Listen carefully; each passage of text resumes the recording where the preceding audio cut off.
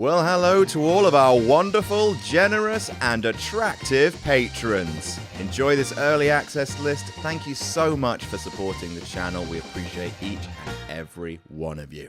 Hi there, I'm everyone who's ever written a list about tag team matches in WWE. Here are some of my favorite: TLC 2, Triple H and Austin vs. Benoit and Jericho, Edge and Mysterio vs. Angle and Benoit, The Wyatts vs. The Shield, The Rhodes vs. The Shield, DIY vs. The Revival 2 out of 3 falls. All of these matches are great, of course, no complaints there, but the internet can be a bit of a small place with the same topics repeating over and over, and why click on a list if not either to learn something new or remember something that sat in your memory covered in more dust and cobwebs than the concept of tag team wrestling in modern day main roster WWE. Seriously guys, why are there no teams, please? Let's look at some forgotten classics and remind ourselves of some good times. Also, hey, if you haven't actually forgotten any of these matches and feel like mentioning that in the comments, please instead channel that energy into walking into the sea. I'm Adam, hailing from partsFUNknown, and here are 10 classic but forgotten WWE tag team matches. Check back after the list for a message from this video's sponsor, Surfshark. Number 10, the Brainbusters versus the Rockers. Let's start with some good old wrestling with the Revival's dads taking on the Young Bucks dads in Madison Square Garden in 1989. It's every bit as good as a match involving these four men should be. Tasked with taking the Rockers and making them look like the hottest of shit, Anderson and Blanchard, during their brief vacation away from their true home of WCW, bumped their tits off for Michaels and Jannetty, including a double superkick spot that genuinely wouldn't look out of place 30 years later. One of the best things about this match is that it's a showcase for the fact that sometimes the most important narrative tool in the tag match isn't any of the wrestlers, but it's the referee, and more specifically, where the referee's attention is. The Brainbusters use the ref like Shakespeare using a massive f***ing feather, laying on distraction after distraction, making both the rules and the breaking of the rules clear as day to the rapt audience. It's a subdued but wonderful match, and surreal to see such staunchly southern wrestling in WWF's home New York venue. Number 9, HBK and Steve Austin versus Owen Hart and Davey Boy Smith. Shawn Michaels was really good at two things: wrestling and hair, and goddamn here's a sumptuous helping of both. Returning to active wrestling for the first time since embarking on a 4-month journey to find his smile, Shawn instead found Stone Cold Steve Austin, which is the opposite of that. 1997 was truly the year that WWE began to make strides in pulling itself out of the financially disastrous mid-90s, and in this match are most of the reasons why. Owen's as good as he ever is, Davey Boy's a brick house, dumping Michaels onto the top rope in a hilarious spot, Austin is hot fire and still super nippy because he hadn't busted his neck yet, and Michaels is a miracle showcase of timing and being a big springy fucker considering he hadn't wrestled in 4 months. Not only are the tag straps on the line, but the rest of the Hart Foundation, including the WWF champ Bret Hart, are looming like wolves at ringside. Everyone's got their working boots on, the crowd love it, and the WWF managed to resist ramming it full of interference. Really great stuff. Number 8, the British Bulldogs versus the Hart Foundation. Not sure if you know this, but tag team 2 out of 3 falls matches are f***ing brilliant, and the Hart Foundation are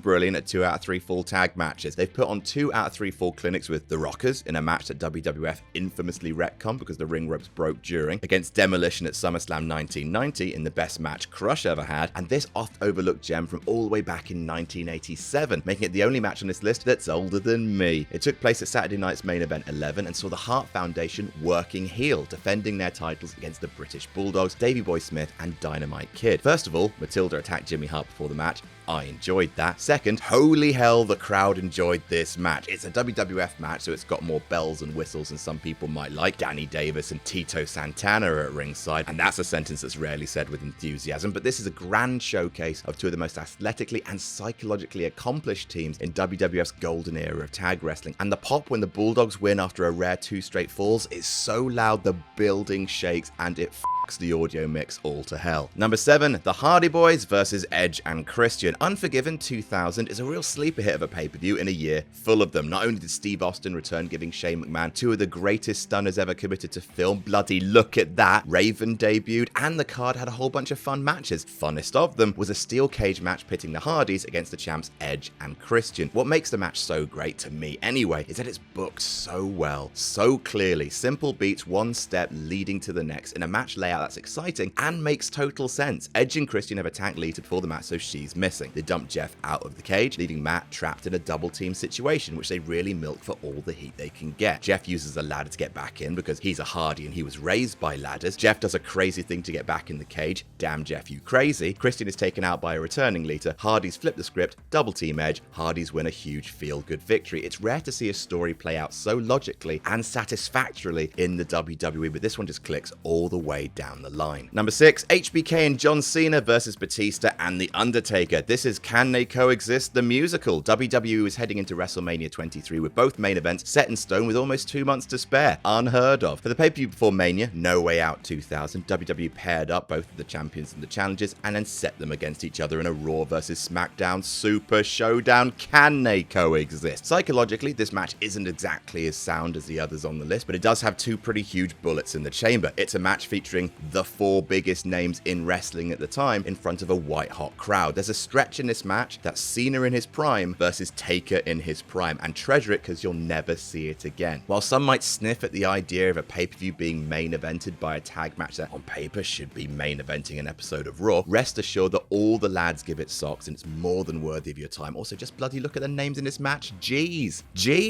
Number 5, Shawn Michaels and Diesel versus Razor Ramon and the 1-2-3 Kid. Action Zone was a short-lived hour-long WWF show that aired in addition to Raw for less than 2 years in the mid-90s. While eventually became just a Raw recap show before its cancellation, WWF initially tried to launch it with some blockbuster matches. Remember, like they tried to do with Main Event. Do you remember Main Event? Anyway, that main event of Action Zone Episode 1 was WWF Champion Bret Hart versus Owen Hart, like that. The main event of Episode 2, Shawn Michaels and Diesel defending their tag titles against Razor Ramon and the 1-2-3 Kid, an all-click super show which saw the 4 best friends go out there and sell like they literally refused to do for anyone else. The action is so fast. Shawn is everywhere. Also, look at that hair, great googly moogly. The 1-2-3 Kid is throwing more spin kicks than a glitchy copy of Street Fighter 2. Razor's throwing the 1-2-3 Kid into Shawn Michaels, and even Diesel moves faster than 3 miles per hour, which is saying something. The crowd are molten hot, crazy loud for the whole thing, making it an absolute treat to watch, even if it's a total pain in the ass to track down. Number 4, the Usos versus Luke Harper and Eric Rowan. Ah yes, 2 out of 3 falls, tag team wrestling being absolutely exceptional again. Not all of his WWE years were great, but 2014 was a sensational year for the late great Luke Harper. The Wyatts versus the Shield at Elimination Chamber, winning the IC title, being part of Team Cena versus Team Authority at Survivor Series, the ladder match against Ziggler at TLC, and then there's this. The Usos defending their tag straps against Harper and Rowan at Battleground, and what a showcase for Harper. Eric Rowan's great at what they use him for, brief bursts of explosive power, but the match hangs on Harper's shoulders, spending 80% of the match as the legal man and working as the base for most of the Usos' intricate spots, and boy do those spots build. Like many 2 out of 3 falls matches, the first 2 falls are speedier than average, but the third is false finish city, and they completely capture the crowd right up until the Uso retention, which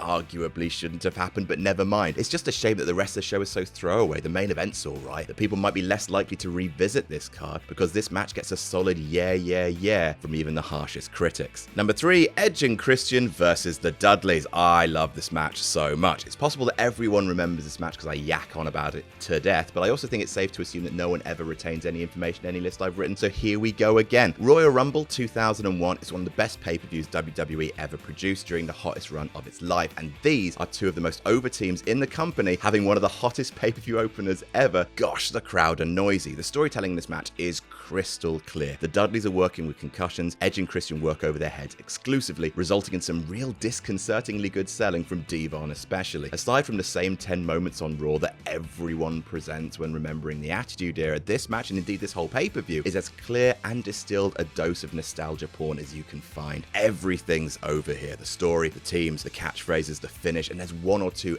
achingly great falsies in here. I honestly don't care if this is not forgotten and is maybe one of the first matches you think of when you think of great tag team wrestling. Watch it again. Number 2, the Undisputed Era versus Oney Lorcan and Danny Burch. The Undisputed Era has a legacy of tag team excellence that surpasses possibly any tag team in the history of WWE. Seriously, more than DIY, Revival, Heart Foundation, The Shield, New Day. It's insane. Their matches against Imperium, Mustache Mountain, the Broserweights, Authors of Pain, The Revival, all of them are classics, but one of my favorites is their opening match against Oney Lorcan and Danny Burch at TakeOver Chicago 2. For the journey, not of Undisputed Era, but Lorcan and Burch, who go from a team that the crowd are actively unenthused about to giving them a standing ovation when the match is done. They enter as boring dudes in black trunks who strike unflattering comparisons to the Basham brothers and leave with a new hero's legend as stiff as lunatics who more than know their way around a ridiculously complicated spot. Kyle O'Reilly continues to be one of the most enjoyable fighters to watch fight in a generation. Roddy Strong works his dick off. Danny Burch smashes people with headbutts like only a brick can. And Oney Lorcan has one of the most entertaining hot tags ever, where the crowd start by booing him because who the hell is this dude, to cheering for him because wait, who the hell is this dude? A total joy. And number 1, TLC 4. Gosh, a lot of things happened in this match. Golly, there are 4 main TLC matches in WWE's initial run before they disappeared for half a decade. TLC 1 at SummerSlam 2000, TLC 2 at Mania 17, which floats high in most people's list of both the greatest tag matches and greatest WrestleMania matches of all time. TLC 3 on SmackDown 2 months later, which took the same lineup but added Benoit and Jericho, and then TLC 4 on Raw in October 2002. It's the least memorable of the 4, largely because it's all less iconic teams. Bubba and Spike, Jericho and Christian, RVD and Jeff Hardy, Kane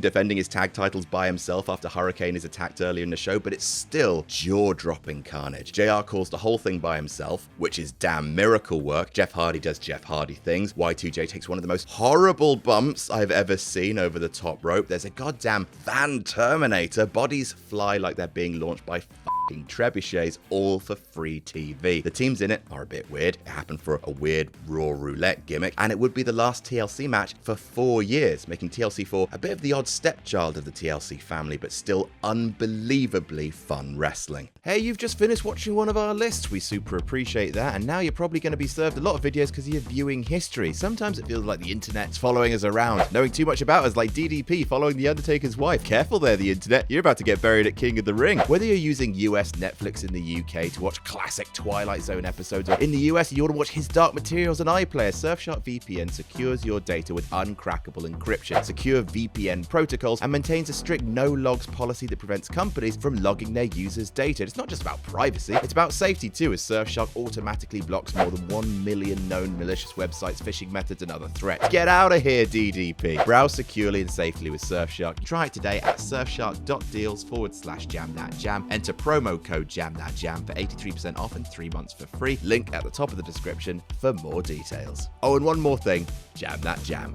And that's our list. What's your favorite underrated tag match? Let us know in the comments. Don't forget to like and share this video around and subscribe to partsFUNknown for more silly wrestling content. Jam That Jam.